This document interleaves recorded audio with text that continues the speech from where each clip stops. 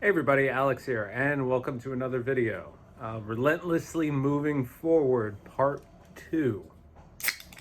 So, shit, I shook it. And it's warm. Ugh. Alright, we're off to a good start. So, finish Cold Steel 3. Only one more in this quadrology, and we can put it to bed. And I have to say, Cold Steel 3 does a lot of what at least from what I could see and what I played, it did a lot of what people, or some people, didn't like about the new Star Wars trilogy. It's kind of doing that whole passing the torch thing. Let me set the stage for you in case you haven't got there. This is going to be very heavy spoilers. I'm going to try to go with more of the themality. At least I think there's going to be some spoilers in there more than likely, but if you haven't played it, do not watch this. This takes place about a year-ish, I think it was, after Reen finally graduates from Thor's. Everybody else graduated before him because due to stuff that happened in the second game, he had to graduate late. Long story short, he was kind of helping out with the Civil War.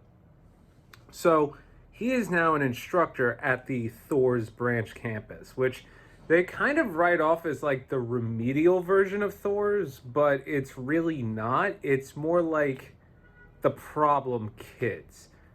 But here's the thing. I did not really care for the classes, as in not new class 7 as they're going by. The supporting cast, like, you do get to see all the old faces, Vivi, Mint, everybody else. But because of, I guess you could say, them moving on with their lives, having graduated, they're really not as involved as you would hope. For instance, Vivi is now working as a journalist, so you kind of send her pictures through your Arcus, which is now a flip phone. Monk works at Radio Trista, and excuse me, and a few other characters like Mint end up working at the branch campus. She's kind of becomes an engineer. That stuff is fine. That stuff is cool. The rest of the cast, I honestly just didn't really connect with any of them. I felt like the side missions where you got to interact with the original Thor's group were a lot more engaging.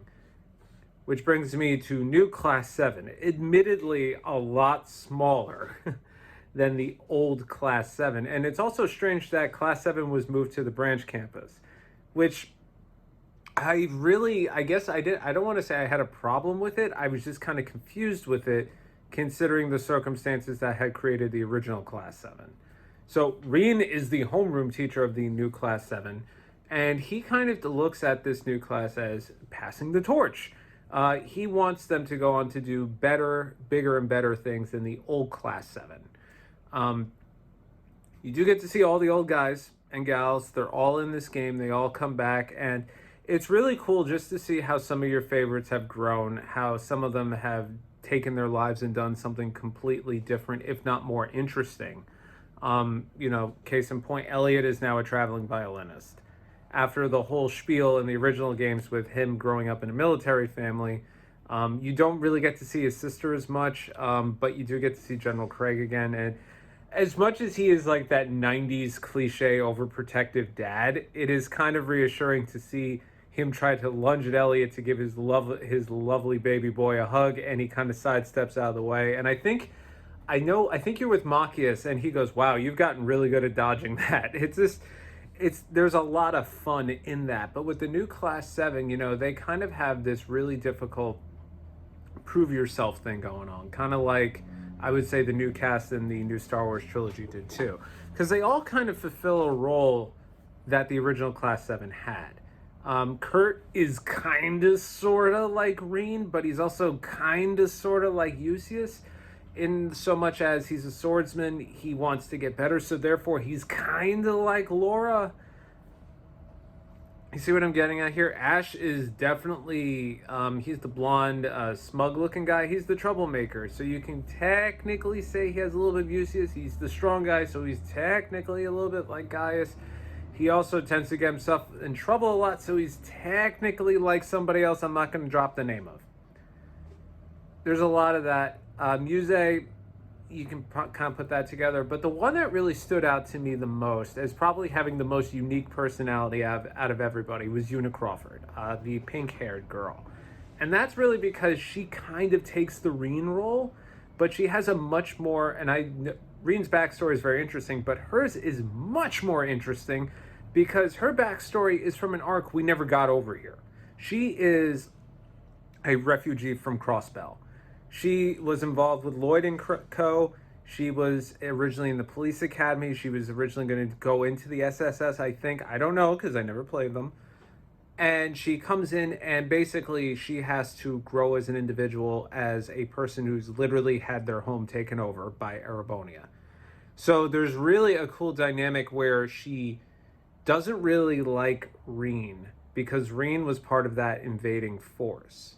However, she respects him a lot because of a certain instance. And as the game goes on, you really see she doesn't really warm up to Reen totally. She's cautious with him the entire time. But she's the one who takes the stand, where how in the first two games, Reen was always the one who kind of gave like that commanding charge, like Class 7, let's move out. She's the one who kind of motivates everybody to move forward along with Reen. She is definitely trying to, I don't want to say become him because she's not. She's just charismatic enough to do so. I thought that was kind of cool because here she is talking to somebody and being forced to be quote unquote in the class with somebody that she really doesn't like due to reasons. And ultimately she's kind of becoming him, which I thought was really interesting. You know, like the old notion, you know, you become those you're closest to, or you become those you're not closest to, or you eventually become people you hate. And she doesn't really hate Reen. She just kind of can't stand him, to say the least. But when you do your bonding quests with her and you see how she has grown as a woman and how she even interacts with Reen, like at one point she almost says thank you to Reen, and Reen is dumb. So he kind of ruins it, and she gets angry at him again, but she kind of like, you know what? It should stay like this. Now, Altina, I think they gave her a much bigger role than she did in Cold Steel 2. She was the Black Rabbit, for those of you who did play it. Again, if you haven't played these games, stop now. She has a much bigger role to fulfill in the grand scheme of things this time. But again, there's just, I found this class overall just to be, even Una to an extent, very tropey. You know, even with the motivational plus one thing, where like Reen will be like, we're gonna stop and we're gonna fight for our future. And then Kurt will be like, and I'm gonna become a sword master. And Ash is gonna be like, yeah, and I'm just gonna help. And then Altina's gonna be like, acknowledge. And it just keeps going. It's like, guys, shut the fuck up. We get it. Now, I eat this stuff up. But I am beginning to see something that Falcom has literally done in the past few games, particularly in Cold Steel 3, because I feel like they have to up the ante, knowing that Cold Steel 4 is going to combine everything from the Crossbell arc, the Liberal arc with Estelle and Joshua, and the Cold Steel team. And maybe Trails of Nayuta, I think that's in the same universe too, which I've never played that one either. But by doing so, there is a lot of stuff that if you didn't play the other games, you're just not going to get it. Or if you have no idea about any of the games, or if you missed a couple, you're just not going to get it. And then they're just going to drop logic and events that they're assuming that you know. Now, this wouldn't be so bad if we got those games. This would not be so bad if I played all of these games. But the thing that I do have probably the most trouble with, and I honestly think this is nitpicky, and it really is. They should have figured out some way to at least summarize Crossbell, whether it be a 20-minute movie, a radio drama, something for the Western folk, as opposed to me going on Wikipedia. Maybe there's something in that backstory tab at the beginning. I didn't go into it because I was afraid it was pretty much just going to sum up parts 1 and 2 of Cold Steel.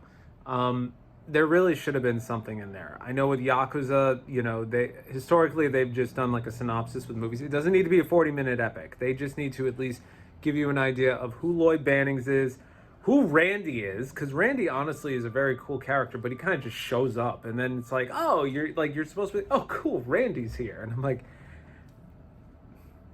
cool, Randy's here, but you don't get to play as him.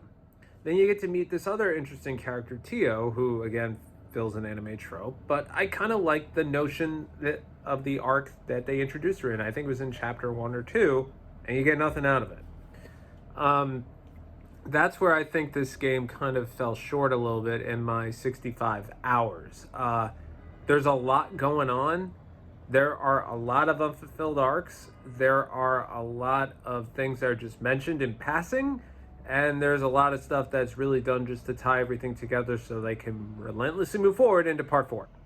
And it's very obvious from a writing perspective. And there's also a lot of, well, they don't know about this part of the plan. Well, they don't know about this part. There's literally 5 people saying they don't know about this part of the plan together. And they're all scheming against each other. It's a lot to process. And even coming into this video, I thought I should really read a synopsis because honestly, I couldn't keep track of all of it.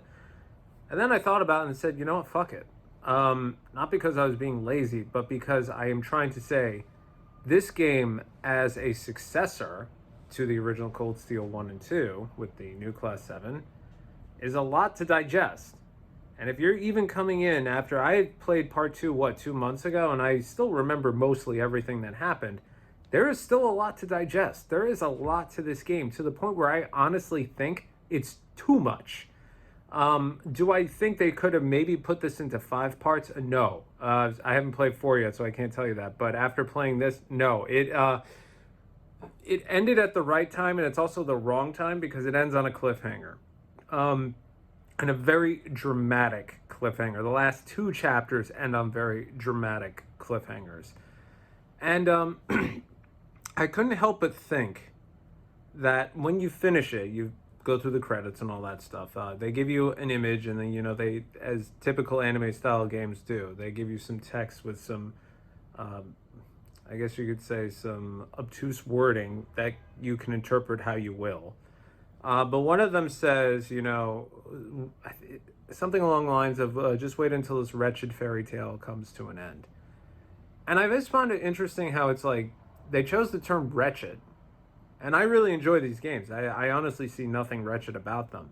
But if you were to ask of the 3 games I played, which one I thought was the weakest, it's definitely 3. And when I say weakest, I mean like 10 out of 10, 10 out of 10, 9 out of 10. But I feel like wretched is just the wrong word to choose. I don't know if this is NIS's doing. I don't know if that's how it was translated from. I have no idea. But I couldn't help but think, it's almost like they're acknowledging that there's just a lot of shit going on in this game. And honestly, the cliffhanger, nothing good comes out of it.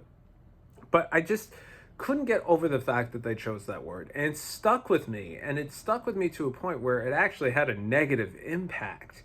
Because the last part of the game, again, up the ante, up the ante, up the ante, up the ante. And then it says wretched.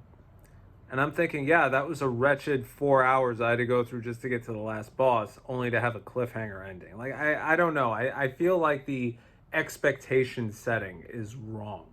And I'd love to blame it on NIS, only because, mind you, I love NIS.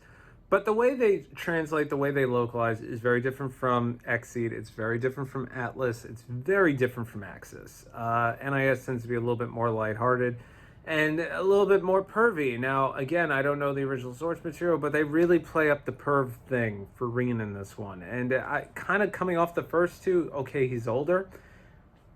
It felt so out of place. I mean, he's dumb. He's aloof when it comes to emotions, but he's not a pervert. Like, plus it's thinking about it. He's a teacher and there's students. That's also just a little weird.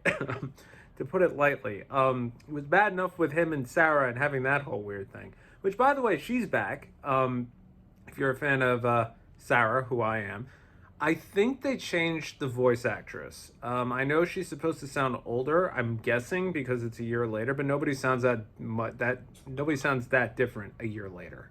I think ultimately what I'm getting at is this game, while very good, has big shoes to fill in the essence that XE really laid down a very strong foundation. And I'm not saying NIS fumbled it, because honestly, I'm playing this way after the initial release, and people said the NIS mostly fixed whatever was wrong with it, whatever that was. But I can definitely tell the difference. Even with Ease 8, I could tell the difference between Xseed and I could tell the difference between NIS. And I don't know the business workings of it, but I really feel like Xseed should have really fought to hang on to this. I know these are expensive to do for them as a small team, but if they start it, they got to finish it. I'm sorry. That's how Ease I get, because each one is quote unquote a standalone. I put that in quotation marks. This is a saga, literally. If any of them should have stayed with them, it should have been this game. But in terms of the themality, I could not get over the. And I know this came out before the new Star Wars movies, I think. Well, at least in Japan it did. But that's probably one of the more interesting and one of the worst things about this story, is that it is a succession story. And Reen is kind of hanging on, and you see him in a weakened state. He didn't know everything in the first two games. He certainly doesn't know everything in this game, but he doesn't feel as powerful. He doesn't feel as charismatic. He actually feels more like a what's the word? A lapdog. And there's a particular instance in this, and I don't want to spoil. If you've played this game, you know what it is, where Lecter shows up. And it's one of those things where you kind of get the essence he really doesn't want to do any of this stuff, and he has to. And it sucks, because you see somebody who is so strong, so charismatic, and so just like do what's right, and now they're put in a situation where they literally can't do anything. And at the same time, they're trying to set an example for their class. I was so conflicted with him the entire game. And I would look to Yuna as the voice of Reen from the first two games, because she was really just about doing the right thing. She's like, that's why I went to the police academy. And you see so many other characters from the old Class 7-2 basically fall into that whole lapdog thing, even though they've grown tremendously.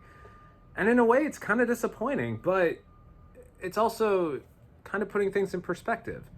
When we're young, we want to go out and we want to all go do amazing things.